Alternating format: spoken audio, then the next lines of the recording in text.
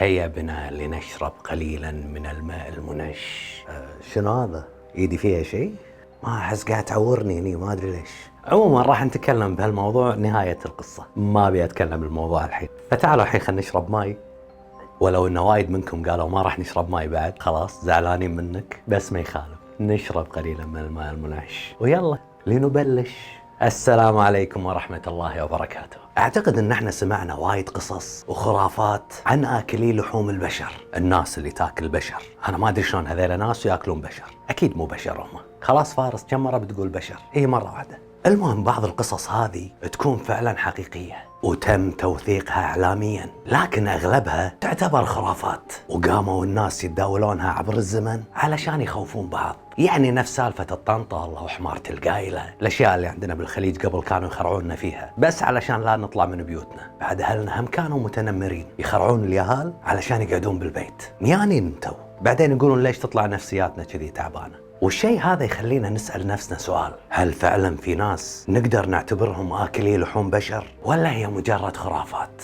أكل لحوم البشر، أو مثل ما يسمونه بالإنجليزي كانيباليزم، هي كلمة مشتقة من الثقافة الأسبانية، ومعناها أن الإنسان يأكل إنسان. وصفوا فيها قبائل اسمهم قبائل الكاريب، وهي قبائل هندية كانت تسكن غرب جبال الأنديز، المكان اللي طاحت فيه الطيارة واللي فيها الركاب كلوا بعض. متكلم عن هالقصة أنا من قبل. وطبعا اشتهرت هالقبيلة بأنهم كانوا يأكلون لحم البشر، عين ليش سموهم كانيباليزم. ومن زمان بالعصور القديمة وايد كان أكل لحم البشر شيء عادي، أما الحين صار قليل ويعتبر نادر. واليوم بتكلم لكم عن واحد بالفترة الأخيرة مستحيل أفتح الرسائل بأي منصة من منصات التواصل الاجتماعي إلا وألاقي رسالة فارس تكلم لنا عنه. فارسنا بقصة جيفري دامر، وحق اللي ما يعرفونه هو قاتل متسلسل وواحد من أشهر أكلة لحوم البشر بالثمانينات وهم بالتسعينات. فتعالوا الحين معاي، دام إن مقدمتي هالطول أطول من يوم الأحد ويا قطتي خايسة. المهم يلا تعالوا معاي خلينا نشوف شنو سوى هالمينون.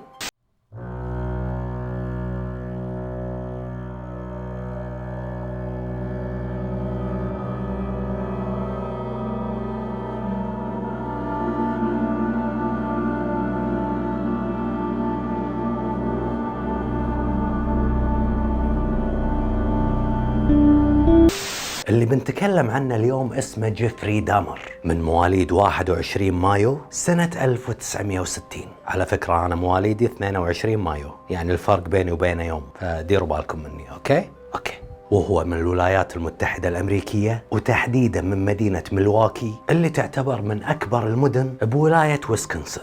جيفري كان ولد عادي، حاله حال أي طفل بمرحلة الطفولة، وكان وايد خجول، كان يستحي. لكن بعض الأساتذة اللي درسوه قالوا إنه هو يعاني من الإهمال، والإهمال هذا كان بسبة التوتر الأسري اللي هو عايش فيه. فجيفري عاش وتربى بعائلة مكونة من 4 أفراد، وكان هو الولد الأكبر، وعنده أخو ولد أصغر منه بالعمر. وكان عايش مع أمه وأبوه لغاية ما جاء يوم والدته حاولت بهاليوم الانتحار، بغت تقتل نفسها. هني الأب انفصل عن الأم، وبعدها تزوج واحدة ثانية. وعموما أحب أقول لكم أن المصادر انقسمت بخصوص طفولة جيفري. ففي بعض المصادر قالت أن جيفري من هو صغير، من يوم ما كان رضيع ما حد اهتم فيه. وفي بعض المصادر قالت أنه هو تلقى رعاية زينة، كانوا أمه وأبوه مهتمين فيه، وطفولته كانت زينة وعادية. يعني ناس تقول كذي وناس تقول كذي، ما ندري نصدق منه. لكن اللي احنا متأكدين منه ان جيفري من هو صغير كان يحب الحيوانات الميتة. اي حيوان ميت بالشارع هذا بالنسبة له لعبة. يحب الحيوانات الميتة كيفه، نفس الياهال هالايام يحبون السلايم، يحبون يلعبون بالايباد، هو يحب يلعب بالحيوانات الميتة. صدق حيوان. ويقول لك كان يحس بسعادة لما يكسر عظام هالحيوانات ويسمع صوت عظامهم تتكسر، وكان يستانس، ينبسط، يكون سعيد. وأحيانا كان يفتش ببيتهم ويدور على حيوانات ميتة أو عظام حيوانات، المهم يلاقي له شيء ميت. ولما صار عمره 14 سنة بدأ بشرب الكحول، قام يشرب خمر، ومن هني بلش إدمانه مع الكحول، صار مدمن. وخلال دراسته بالثانوية اكتشف أنه هو قوس قزح، اكتشف أنه هو مثلي، مو مثلي أنا يخزي، هو مثلي، ولا مو مثلي يعني يحب اللي نفس جنسه. قوس قزح. خلاص لا تخلون الفيديو ينحذف، أوضح أكثر يعني أطق روحي.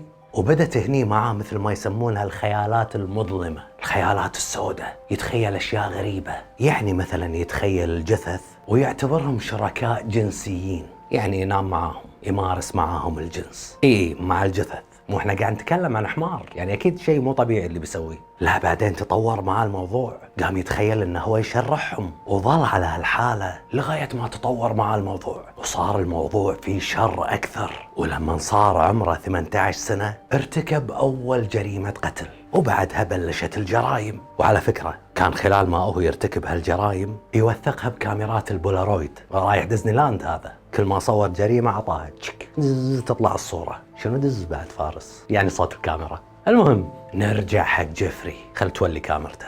بسن المراهقة كان وحيد ومنعزل عن الناس، ومثل ما قلت لكم مدمن للكحول، وبعدها انطرد من المدرسة الثانوية، وهالشي خلى والده يغصبه انه يدخل الجيش. قال انت ما تبي تصير ريال، دش الجيش علشان تسترجل. حتى ذكر واحد من زملائه بالجيش ان جيفري كان يعذبه خلال سنوات الخدمة، وبعد 2 من خدمته بالجيش تم طرده، انطرد. وطبعا نتيجة ادمانه للكحول طاحوا عليه الريال 24 ساعة لاكة، اي ريال مثلي خسي ريال، فطاحوا عليه وايد يشرب، اطردوه من الجيش. وبعد ما انطرد من الجيش ما كان يبي يشوف ابوه، ما كان يبي يلتقي فيه، فراح وعاش عند جدته لمدة 6 سنوات. فلاحظت عليه جدته تصرفات غريبة، تصرفات شاذة. بيوم من الايام لقيته سارق دمية اللي هي المانيكان اللي ينحط بالمحلات، وكان يمارس معاه الجنس. هالحمار هذا مو مخلي شيء، حتى الجماد ما رحمه، يعني مانيكان ما له شغل. يعني تخيلها عقب ما يخلص، يعني المانيكان كذي طالع، انا شكو ما لي شغل، محطوط بالمحل انا. فبعد ما عرفت جدتها هالسالفة اطردته من البيت، ومو بس علشان المانيكان، لأن هم تم القبض عليه بيوم من الايام بتهمة جنسية. فطلع من بيت جدته وراح سكن بروحه، ولقى له شغل بمصنع كاكاو او مصنع شوكولاتة. والله انت الشوكولاتة.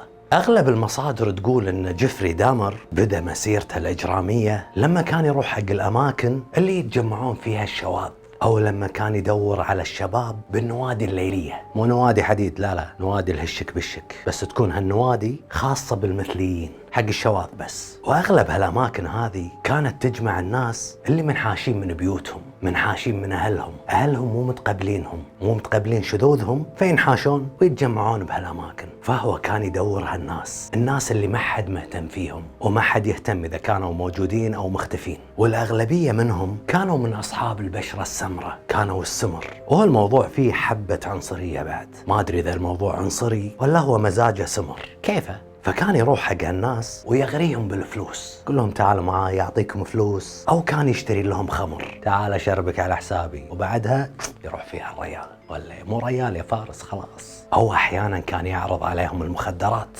وطبعا كل هذا بمقابل أنه يروحون معاه شقته. وبعد ما يروحون معاه هناك يخنقهم لغاية ما يموتون، وبعدها يفصل جلودهم عن عظامهم ويمارس معاهم شيء يسمونه النكروفيليا. والنكروفيليا مصطلح معناه ممارسة الجنس مع الأموات، يعني كان يقتل الضحايا بعدين يمارس معاهم الجنس. وكان دائما يحب يحتفظ بأجزاء من ضحاياه، يعني مثل هياكلهم العظمية، بيخلي ذكرى منهم عنده. الريال مخلص. وطبعا هالشيء هذا كان يسويه بعد ما ياكل شوية من لحمهم، والباقي كان يحتفظ فيه بالثلاجة. وحرام هذا أكل نعمة الله، ما يصير نقطه كله، نخش شوي بالثلاجة حق اليوم الأسود، خش لنا كبدة، كلاوي، مخ. حمار أنت.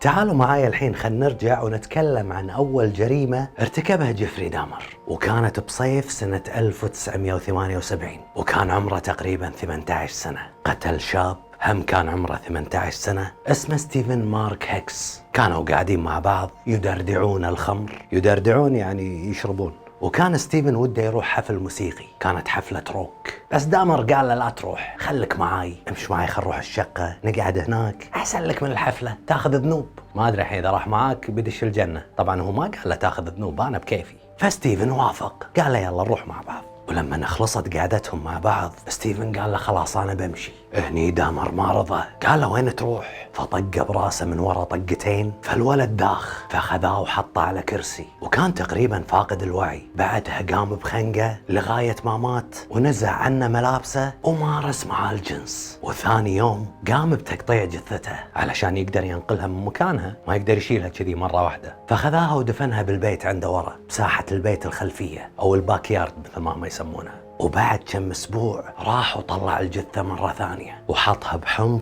علشان يذوب اللحم، وبعد ما ذاب اللحم كله وطاح أخذ مطرقة وكسر فيها العظام وقط مسحوق العظام هذا اللي طلع معاه بالغابة، في غابة قريبة منه. بعد ما شال لحم الريال وكسر عظامه وفتته، يمع العظام أو هالرماد هذا مال العظام وقطه بالغابة. وبسنة 1979 لما والده دخله غصب الجيش وبعد تعيينه بمدة هناك، اعترف واحد من الجنود أنه تعرض للاغتصاب على ايد جيفري دامر، وهم تعرض للتعذيب منه كذا مرة، يعني ما كان راحم أحد حتى الجيش. وبسبب إدمانه للكحول تدهور أداء العسكري أو صار مهمل بشغله. وبسنة 1981 شافوا الجيش أنه مو مناسب لهم، رسميا أنهوا خدماته. بعدها سافر راح ميامي. ليش راح ميامي؟ مثل ما قلت لكم لأنه ما كان يبي يشوف أبوه، وبدأ هناك يشتغل بمطعم أو مكان يعد سندويشات لحم مرتدلة، وأجر غرفة بفندق قريب من شغله. وبعد ما قعد هناك فترة اتصل بوالده وقال له أني أنا برجع بي عندك مرة ثانية. بس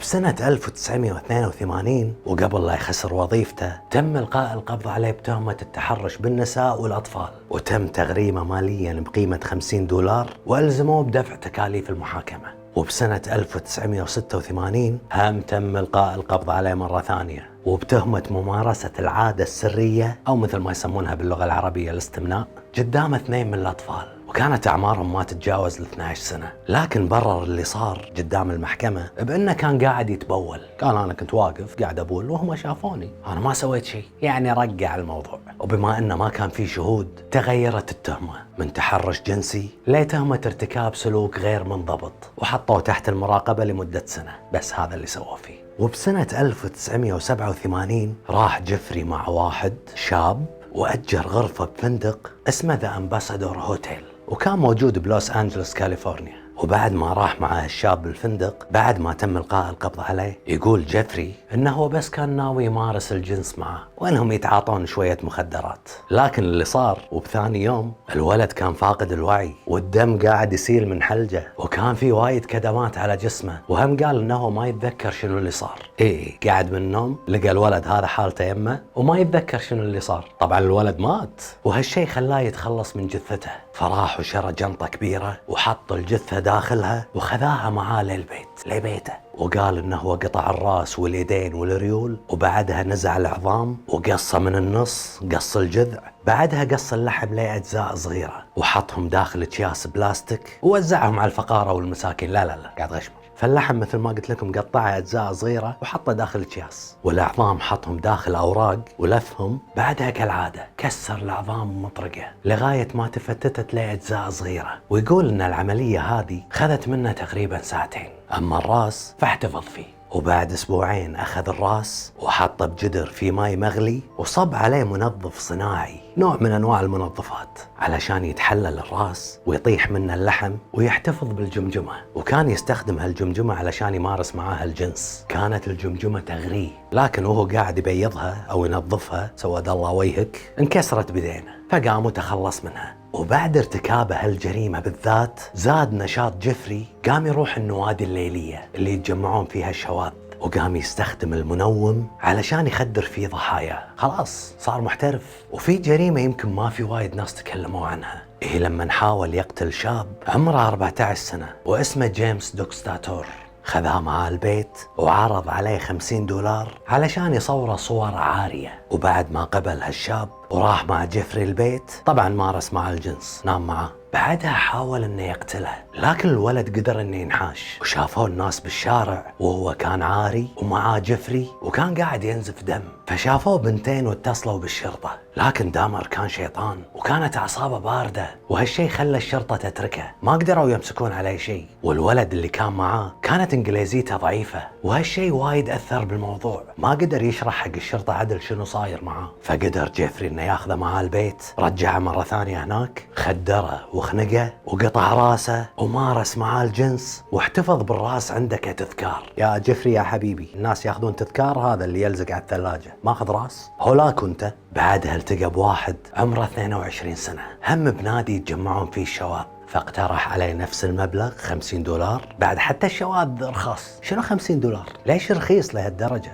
فخذاه معاه البيت وخنقه بحزام مصنوع من الجلد، وهم نام مع جثته كالعادة يعني، وقام بتقطيعه بعد يوم من قتله. أنا ما أدري شلون ينام يم جثثهم، يخليهم يوم كامل عنده. مو يا فارس هذا ينام مع جثثهم ما ينام يمهم؟ خبل أنت بعد، أفهم منه ولا منه أنا؟ وبعد ما تخلص منه وقطه بالزبالة احتفظ بجمجمته. وبسنة 1991 راح دامر واحد من النوادي الليلية، نوادي الشباب، وعرض على 3 ريايل انهم يروحون معاه البيت، مو مكفي واحد يبي 3.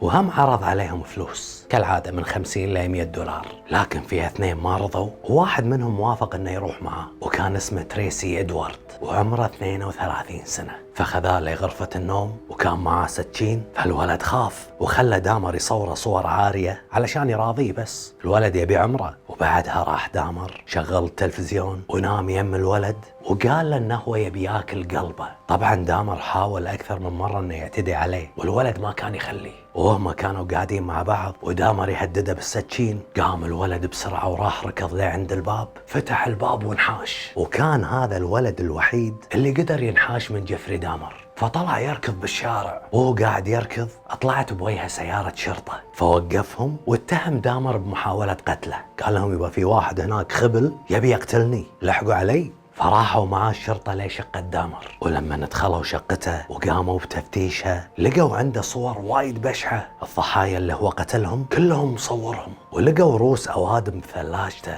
وبعض الأجزاء من أطرافهم، أصابع، شو بتسوي محروق صبعه، أعضائهم التناسلية لافهم كذي بجريدة وحاطهم بالفريزر، يمكن عباله آيس كريم ما يدري. فبعد ما شافوا الشرطة كل هذا، جيفري قال خلاص الحين بيصيدوني، فحاول انه يقاومهم لكن ما قدر. بسرعة تم إلقاء القبض عليه، وقال بعد ما ألقوا القبض عليه على اللي أنا سويته لازم الحين أكون ميت. درى انه خلاص راح فيها، انصاد. فتم اعتقاله بتهمة التحرش الجنسي بالأطفال وارتكاب جرائم جنسية وبقتل 17 شخص. اي نعم 17 شخص. وكان هذا ما بين سنة 1978 لسنة 1991. بهالفترة هذه قتل تقريبا 17 شخص، وبعد ما تم فحصه نفسيا بين معاهم انه يعاني من وايد اضطرابات نفسية. علشان كذي وبمحاكمته تم الحكم عليه بالسجن مدى الحياة. هذا المفروض ينقتل مدى الحياة، يعني ينقتل ويرد يعيش ويرجعون مرة ثانية يقتلونه، ويعيش ويقتلونه مرة ثالثة. وبسنة 1991 تم نقله لسجن بكولومبيا وحطوه بزنزانة انفرادية، طبعا لأنهم خايفين على سلامته،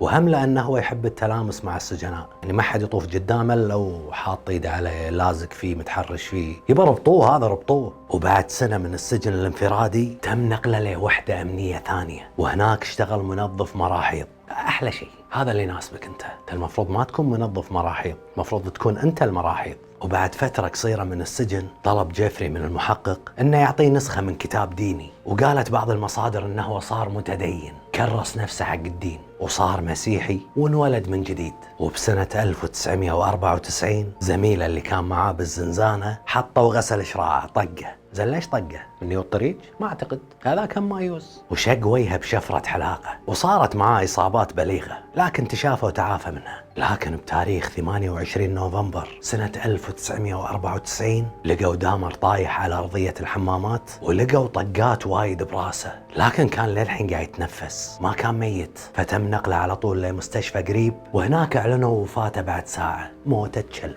وطبعا بعد ما مات طلعت وايد افلام بسبته، افلام، مسلسلات، افلام وثائقية، لانه هو كان مو طبيعي. فقبل موته بسنة 1993 طلع بفيلم يتكلم فيه عن قصة حياته، واسمه جيفري دامر ذا سيكريت لايف، الحياة السرية. وبعد وفاته هم طلعت وايد أفلام تتكلم عنه، مثل فيلم دامر اللي صدر بسنة 2002، وفيلم رايزنج جيفري دامر واللي صدر ب 2006، وحاليا في مسلسل عن نتفليكس اسمه دامر، واللي هو سبب كثرة طلباتكم اني اقول قصته. فأتمنى اني قلت لكم اياها بطريقة حلوة، وهم ما حرقت عليكم بعض اجزاء المسلسل. وايد ناس طلبوا مني اني اقولها، وما بغيت اخليها بخاطركم، خصوصا ان في وايد ناس زعلانين علي. يا جماعة ما يصير اطلع ترند. شنو ترند بتويتر؟ سقط جسر اليوتيوب وخلاص بيخلينا، وبعد ما راح نشرب ماي. يا جماعة انتوا اهلي وناسي، انا افرح لما اشوفكم فرحانين معاي. ياما كنا مع بعض، فرحنا وضحكنا، تغشمرنا مع بعض، شربنا ماي مع بعض.